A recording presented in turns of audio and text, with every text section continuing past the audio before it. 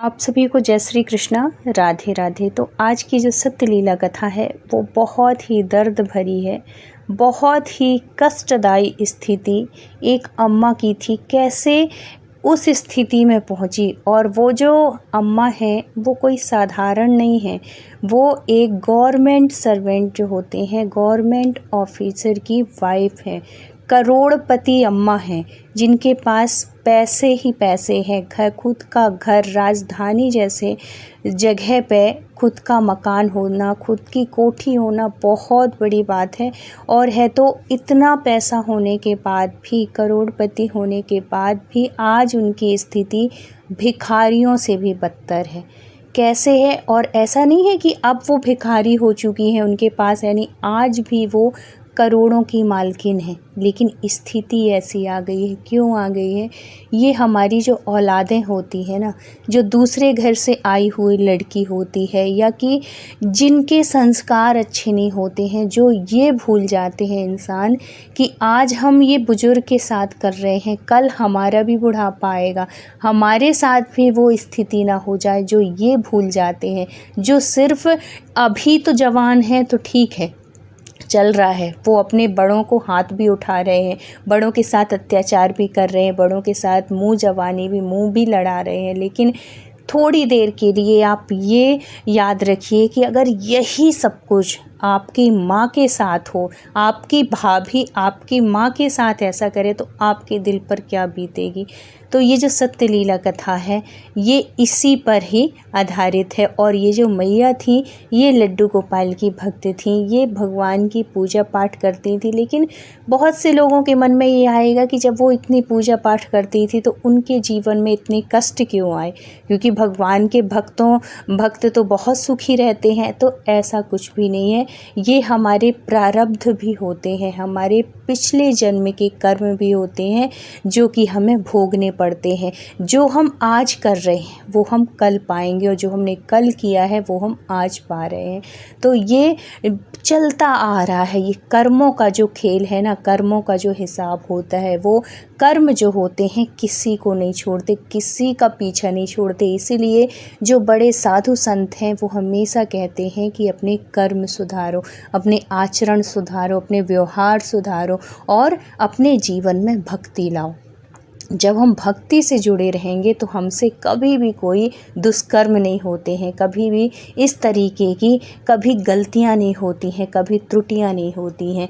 तो ये जो मैया थी, ये जो अंकल इनके हस्बैंड थे, ये बहुत अच्छी पोस्ट में थे, गवर्नमेंट जॉब में थे, इतना पैसा था। और ये जो अंकल जी थे ये मैया को बहुत सुख दिए थे, बहुत खुश रखते थे, इतना प्यार था दोनों में, इतना। और जब तक वो अंकल जी थे तब तक ये मैया की स्थिति भी बहुत अच्छी थी, कोई दिक्कत नहीं थी, रानी के बन के रहती थी, बिल्कुल घर में एक जो शासन होता है वैसे करके बहुत अच्छे से।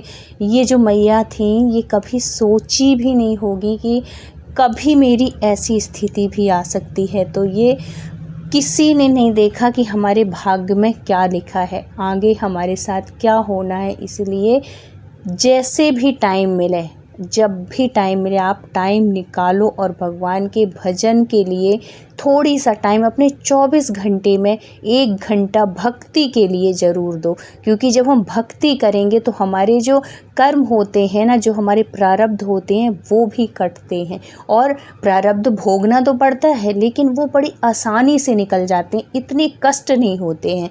तो ये जो मैया थी इनका बहुत अच्छा चल रहा था, इनका एक बेटा था, बेटा की शादी उन्होंने की, और एक बेटी भी थी। तो बेटी शादी होके विदेश चली गई थी, लेकिन बेटा और बहू दोनों साथ में थे, साथ में रह रहे थे। बहुत अच्छा मकान था, बहुत बड़ा सा मकान था, ऊपर नीचे फ्लोर, बहुत अच्छे से, मतलब आलीशान घर में रह रहे थे, राजाओं जैसी ज़िंदगी जी रहे थे, बहुत अच्छे, किसी चीज़ की कमी नहीं थी। जो बेटा था वो भी किसी बहुत अच्छी पोस्ट में था, उसके पास भी पैसे की कोई कमी नहीं थी। जब तक अंकल जी थे सबने बहुत ध्यान दिया आंटी का, बहुत अच्छे से रखा सब कुछ। लेकिन जैसे ही अंकल जी एक्सपायर होते हैं कुछ महीनों के बाद ही इनकी रंगत बदलने लगती है, इनका जो स्वभाव है वो चेंज होने लगता है। अब ये जो आंटी को कैंसर बंधी हुई थी, तो अभी तक तो जब तक वो अंकल जी थे वो खुद करते थे जो भी उनसे होता था, और बेटा तो खुद ही इतने अच्छे पोस्ट में था, एक दूसरे की पैसों की किसी को ज़रूरत ही नहीं थी, सब अपने अपने में मस्त थे, सब अपनी अपनी ज़रूरतों को बहुत अच्छे से पूरी कर रहे थे। लेकिन जब आंटी जी मतलब अंकल जी ख़त्म हो गए, एक्सपायर हो गए, उसके बाद आंटी जी जो थी वो अकेली सी पड़ गई। अकेली कैसे पड़ गई कि बेटा चला जाता ऑफिस, बहू थी तो बहू अपने कमरे में या कि कुछ भी अपनी फ्रेंडों के साथ, और उसकी किटी पार्टी भी चलती थी। बड़े बड़े शहरों में ना ये चलन सा है कि वो किटी पार्टी में जाएंगे और खाएंगे पिएंगे, मस्ती, मतलब इस तरीके का सब कुछ होता है। तो वो उसकी बहुत शौकीन थी, वो हर हफ्ते कहीं ना कहीं जाना है, कहीं दोस्तों के साथ, फ्रेंडों के साथ, मतलब घूमने फिरने की वो बहुत शौकीन थी।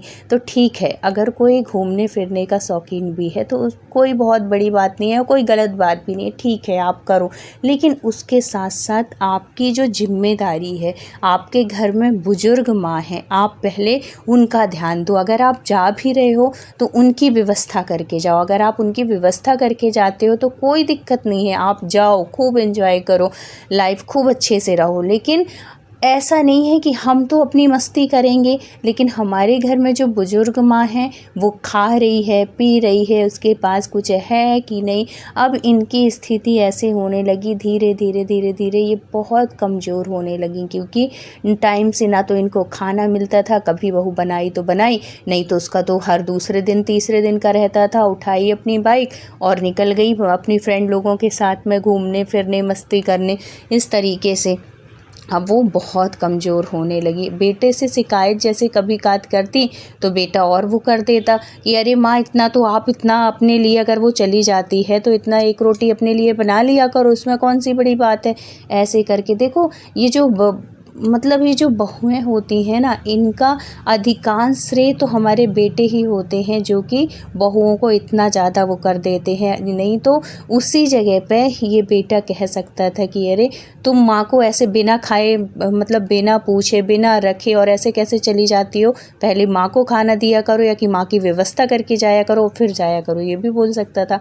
लेकिन कुछ भी नहीं, मतलब वही है ना, जब समय वो होता है तो इसी तरीके की परिस्थिति आती। कुछ समय के बाद क्या होता है कि वो बेटा जो था उसको अचानक से अटैक पर, जो साइलेंट अटैक होते हैं ना, वो पड़ा और उसकी डेथ हो जाती है। अब आंटी ये सदमा झेल नहीं पाती, क्योंकि बेटे से प्यारा मुझे लगता है दुनिया में कोई नहीं होता। एक तो पति था, पति इतना प्यारा था, वो ख़त्म हो गए, फिर कुछ सालों के बाद बेटा भी ख़त्म हो जाता है। अब उनके दुख का तो पारावार नहीं।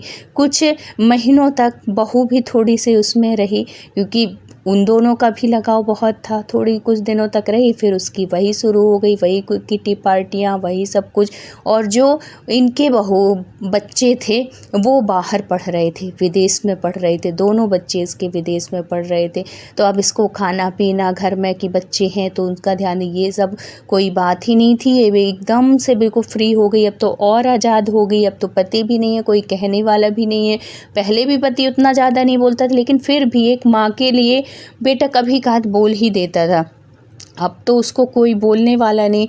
लेकिन ये जो मैया थी वो लड्डू गोपाल की सेवा करती थी, तो कभी उनका मन हुआ तो उन्होंने बनाया, नहीं तो कभी वो अधिकतर क्या रखती थी, दूध का भोग लगाती थी। और देखो पैसे की कोई कमी तो थी नहीं, तो दूध के साथ साथ वो मेवा, मिष्ठान और है तो मिठाई उठाई, ये सब चीज़ें रखी रहती थी। जैसे ही उनकी ख़त्म होती थी वो और मंगा लेती थी, मतलब ऐसे कि बनाना न पड़े और भगवान का भोग भी लग जाए। तो इस तरीके से वो अपने लड्डू गोपाल की सेवा कर रही थी। लेकिन देखो बुजुर्ग हो गई थी, परिस्थिति हमेशा एक सी नहीं होती है, शरीर हमारा बुढ़ापे में बहुत जर्जर हो जाता है। तो ऐसी ही स्थिति आ गई इन मैया की। अब उनकी स्थिति ऐसे आ गई कि वो कभी कभी ना अपने कपड़ों में ही टॉयलेट कर लेती थी और उनको पता भी नहीं चलता था। बुढ़ापा इतना खतरनाक होता है, भगवान न करे कभी किसी का बुढ़ापा इस तरीके से बीते। और अगर ऐसी स्थिति भी आए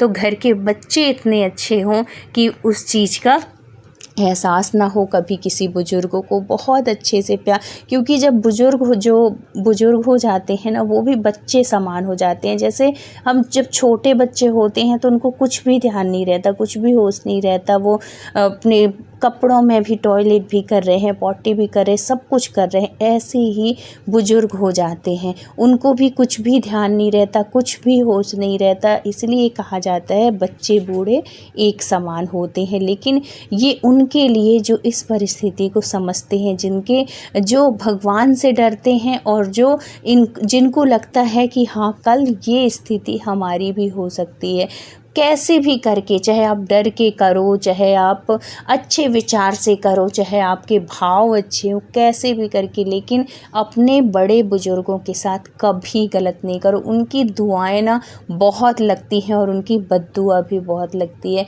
तो ये अब क्या करने लगी, ये जो बहू थी, ये अब किटी पार्टी में जाती और है तो कुछ दिन के लिए, अभी कुछ दिन पहले की बात है कि ये अपने बच्चों के पास, जैसे बच्चे थे उन्होंने बुला लिया, तो कुछ दिन के लिए बच्चों के पास चली गई। तो इनका जो रूम था, ये छत में एक रूम था, मतलब जो छत में एक छोटा सा बना देते हैं ना, वैसे ही रूम था। तो इन्होंने अपने नीचे के पूरे दरवाजे बंद करके, और वो जो आंटी थी 80 साल की बुजुर्ग, उनके लिए छत में एक रूम था, वहाँ पे दे दिया था। और वहाँ पे इनकी व्यवस्था ऐसी थी कि न ढंग के कपड़े थे, ना तो कुछ ऐसा खाने पीने के लिए था, कुछ भी ऐसा वो नहीं था कि चलो अगर ये कुछ दिन के लिए गई हैं तो इनकी व्यवस्था अच्छी रहे।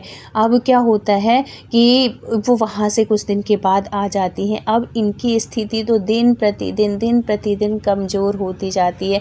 उसके बाद भी वो कभी किसी से शिकायत नहीं करती थी। जैसे मोहल्ले पड़ोस वाले कुछ पूछें भी ना कि आंटी कैसे रह रही हो, क्या है, मैं बहुत अच्छे से रह रही हूँ बेटा, मैं सुखी हूँ, मैं बहुत अच्छे से, मतलब अपनी बहू को भी वो कभी ऐसे नहीं कहती थी कि ये परेशान कर रही। अंदर से दुखी होती थी, रोती रहती थी। आस पड़ोस वालों को इस बात का एहसास था कि ये आंटी बहुत परेशान है, लेकिन वो कभी अपने मुंह से अपने बच्चों के लिए गलत नहीं बोला, ना तो बहू के लिए। इतना अत्याचार करती थी फिर भी कभी नहीं बोली अपनी बहू को गलत। फिर क्या होता है कि ये इसको ना फिर 2-3 दिन के लिए कहीं जाना था, बाहर जाना था, तो अब तो अति हो जाती है। अब क्या होता है कि पहले तो इसने मेन गेट खोल रखा था, किसी से बोल भी रखा होगा कि कभी का देख लिया करो खाना पीना के लिए, चाहे पैसा दे गई हो चाहे जो कुछ भी, जब पिछली बार गई थी। लेकिन इस बार इसने ऐसे किया कि मर जाए तो मर जाए, कोई दिक्कत नहीं, मर जाए तो ज़्यादा ही अच्छा है, मेरे पीछे छूटेगा, इस भाव से ये कुछ दिन के लिए अपने घर चली जाती है, जहाँ भी, चाहे अपनी बहन के यहाँ, मतलब मायके तरफ में कहीं जाती है 3-4 दिन के लिए। और क्या करके जाती है, जो मेन गेट था उसको लॉक करके जाती है। और ये जो आंटी का रूम था ये तो छत में ही था, तो छत में जब वो रहती थी तो अगल बगल वाले छत जुड़े ही रहते हैं ना, जब वो देखते आंटी को कि आंटी वहाँ रूम में बैठी हैं धूप में, पता चले धूप में वो बाहर ही बैठी रह जाए, क्योंकि उनकी सुध जो थी अब वो बिल्कुल भूलने लगी थी, बहुत वैसी अवस्था उनकी होने लगी थी। तो वो कभी धूप ही में बैठी रहती, जैसे आस पड़ोस वाले कभी छत लांग के आ जाते हैं ना, तो वो बोलते कि आंटी, वो पूछते रहते कि ये खा लो वो खा लो, कभी बिस्किट ले आते, कभी फल फूल रख देते। तो वो उनको अपनी बहू से इतना डर था कि जो तुरंत खा लें वो चीज़ रख लेती थी, और है तो ज़्यादा नहीं रखती थी कि ऐसा ना हो कि बहू देखे तो मेरे ऊपर डांटे, या कि मुझे हो सकता है चाहे मारती भी रही हो, जो कुछ भी करती, बहुत डरती थी वो आंटी अपनी बहू से। तो अब जब बहुत दिन हो जाते हैं, 2-3 दिन हो जाते हैं, वो आंटी इसी जब देखो रात में देखो तो वो बाहर ही दिखती थी, वो देखो तो वो बाहर ही दिखती, दोपहर में देखो तो बाहर ही दिखती थी। तो पड़ोसियों को लगा कि ऐसा ना हो कि आंटी बहुत ज़्यादा बीमार हो जाएं, और सबको डर लगता है कि कहीं कुछ हो ना जाए इनको, और है तो फिर इन्होंने पुलिस में कंप्लेंट कर दी, जो पड़ोसी थे।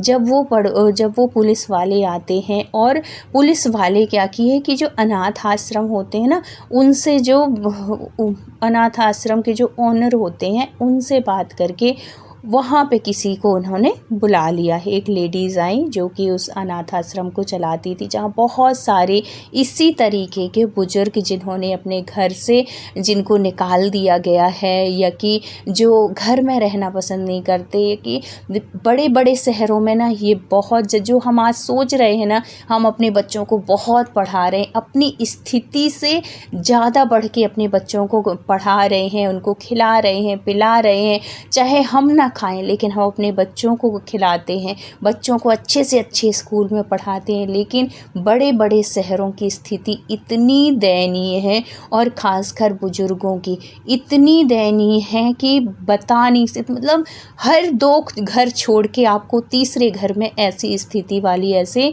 कोई बुज़ुर्ग महिला या बुज़ुर्ग अंकल मिल जाएंगे। ऐसी स्थिति बड़े बड़े शहरों की हो चुकी है, इसलिए क्योंकि धर्म से नहीं जुड़े हैं, क्योंकि भक्ति से नहीं जुड़े हैं। जो इंसान भक्ति से जुड़ा होगा वो कभी स्वप्न में भी इस तरीके की गलती नहीं कर सकता। उसको लगेगा कि आज मैं अगर करूँगी तो कल मेरे ऊपर भी होगा। अपना भविष्य सोच के या कि पाप सोच के, जो भी सोच के, वो कभी ऐसी गलती नहीं करेगा। क्योंकि जो भक्ति करते हैं ना, उनमें दया की भाव आ जाते हैं, उनमें करुणा आ जाती है, उनको हर जीव से प्यार होता है। जब वो छोटे पशु पक्षी जीव जंतुओं से करते हैं तो वो इंसानों से क्यों नहीं करेंगे, वो अपने घर के लोगों से क्यों नहीं करेंगे। लेकिन ये तो थी बाहर किटी पार्टी, ये सब बात जो आधुनिक दुनिया थी उसमें खोई हुई थी। इसको तो था ही नहीं कि मेरी भी ऐसी स्थिति होगी कभी। आज मैं जवान हूँ तो ऐसे नहीं कि जवान ही रहूँगी, कभी तो बुढ़ापा आएगा, ये उसने कभी सोचा ही नहीं था। तो जब पुलिस वाले आते हैं, जब उनके रूम की जब तलाशी लेते हैं, तो पता है आपको आंसू नहीं रुकेंगे आपके। मतलब ऐसी स्थिति थी उनके रूम की कि एक रजाई थी, रजाई ऐसी स्थिति में थी, फटी चारों तरफ से, उनके जो कपड़े थे वो फटे हुए थे। जो इतने पैसे वाली, जो करोड़ों की मालकिन आज ऐसे भिखारी भी इस स्थिति में नहीं रहते जैसी स्थिति में वो आंटी रह रही थी। रूम की स्थिति इतनी थी, इतनी गंदी थी, गंदे गंदे बर्तन रखे थे, पानी पता नहीं कब का रखा था, खाने में कुछ भी नहीं, बर्तन ऐसे ही पड़े, इतनी गंदगी, इतनी मक्खियाँ, कपड़ों से इतनी बदबू। जब वो आती है अनाथ आश्रम वाली वो जो लेडी थी, वो देखती है तो उसके आँखों में भी आंसू आ जाते हैं कि क्या स्थिति हो गई है ये अम्मा की। फिर बाद में वो लोग पुलिस की मदद से ही उस आंटी को अपने आश्रम में ले जाते हैं, और आश्रम में बहुत अच्छे से उनकी व्यवस्था करते हैं। और है तो उसके साथ साथ वो रोने लगती है, वो कहती है कि नहीं मैं नहीं जाऊंगी, क्योंकि मेरा अंदर लड्डू गोपाल है, उसको भी वो बंद करके गई है, मैं उसके साथ जाऊंगी, मैं अपने कन्हैया के साथ जाऊंगी, लड्डू गोपाल के साथ जाऊंगी। तो फिर बाद में जब वो बहुत जिद करने लगती है तो पुलिस की मदद से ही उस रूम का दरवाज़ा खोला जाता है, और जहाँ उसके लड्डू गोपाल बैठे हुए थे उन लड्डू गोपाल को वो मैया लेती हैं, तभी वो घर से बाहर निकलती हैं और फिर वो अनाथ आश्रम आ जाती हैं। अनाथ आश्रम में उनको बहुत अच्छे से नहलाया धुलाया जाता है, उनको उनके कपड़े बदले जाते हैं। आज की स्थिति में वो मैया इतनी अच्छी हैं, इतनी अच्छी हो गई हैं कि अगर उनसे कोई कह दे कि बहू के घर जाओगी, अपने घर जाओगी, तो वो साफ मना करती हैं कि मुझे दोबारा मत बोलना वहाँ जाने के लिए। मेरे साथ बहुत वो करती थी, परेशान करती थी, मुझे खाना नहीं देती थी, मेरा कन्हैया भूखा रह जाता। और अब क्या है कि वो अपने कन्हैया की भी सेवा कर रही हैं। जो भी उनको खाने को आता है सबसे पहले वो भोग लगाती हैं, फिर स्वयं पाती हैं। और वो उस आश्रम की इतनी चहेती हो गई हैं क्योंकि वो सबको धर्म से जोड़ रही हैं। वो लड्डू गोपाल की कहानियाँ सुनाती हैं, वो भक्ति की कहानियाँ सुनाती हैं। लेकिन देखो, ज़रूरी नहीं कि हम भक्ति से जुड़े हैं तो हमारे साथ कुछ गलत नहीं होगा। क्या पता हमारे प्रारब्ध में क्या लिखा है, हमने पिछले जन्म में क्या करके आए हैं। इसलिए कोई नहीं, इतने दिन का उनका गलत समय रहा, वो कट गया। आज की स्थिति वो मैया बहुत अच्छे से हैं, बहुत सुखी हैं। तो जो भगवान की भक्ति करता है ना, उसको भगवान किसी भी रूप में अच्छी स्थिति में पहुंचा देते हैं। तो कन्हैया की हमेशा सेवा करिए, उनसे जुड़े रहिए, और भगवान अपने भक्तों के ऊपर बहुत कृपा करते हैं। बाद में वो जो बहू थी, वो उसको बुलाया जब वो आती है, जब भी वो आई हो, उसको पता चलता है, उसको पुलिस के द्वारा बुलाया जाता है उस आश्रम में। तो वो कहती है, अब वो क्या कहेगी, रो रो के उसका भी बुरा हाल, वो मतलब वो वाले आंसू कहते हैं ना, दिखावा वाले, वो वाले आंसू बहा के और दिखावा करके कि माँ जी चलो, तो वो जो सास थी वो साफ मना कर देती है। देखो अंत देखो कैसा आता है उसका, बहू का। बहू की स्थिति ऐसी हो गई थी कि जो दोनों बच्चे थे, दोनों तो विदेश में थे, बाहर रह रहे थे, और वो आंटी के सामने वो बहू की, कुछ दिन बाद पता चलता है कि बहू की मृत्यु हो गई। मतलब पता नहीं कैसे वो मरी होगी। और 2 दिन के बाद जब बदबू आने लगी घर से, तब पता चला पड़ोसियों से कि स्मेल क्यों आ रही है। जब ताला जब मतलब अंदर गए, देखे तो बहू मरी पड़ी थी। मतलब पता नहीं कब की मरी थी, 2 दिन हो गए थे कि 4 दिन की, 1 हफ्ते, कितने दिन हो गए थे। तो अगर हम किसी के साथ गलत करेंगे, उससे कहीं ज़्यादा हमारे साथ होता है। इसलिए इस बात का विशेष ध्यान रखिए कि हम जैसा करेंगे वैसा ही पाएंगे, ब्याज के साथ हमें रिटर्न मिलता है। इसलिए कर्मों पर विशेष ध्यान दीजिए, क्योंकि आज के कर्म ही हमारा भाग्य बनता है। इसलिए इस बात का विशेष ध्यान रखिए। और आपके भी फैमिली में, रिश्तेदार में, आपके फ्रेंड में कोई भी बड़ा बुजुर्ग है, कोई भी इस तरह के परिवार हैं, तो उन तक ये वीडियो ज़रूर पहुंचाइएगा, क्योंकि ये कर्म का फेर है, ये आपको ज़रूर मिलेगा। उन तक ये वीडियो ज़रूर पहुंचाइएगा, जिससे उनसे कोई गलती ना हो और उनके साथ भी कोई गलत ना हो। तो अगर वीडियो अच्छी लगी हो तो प्लीज़ लाइक, शेयर और सब्सक्राइब करिएगा। राधे राधे।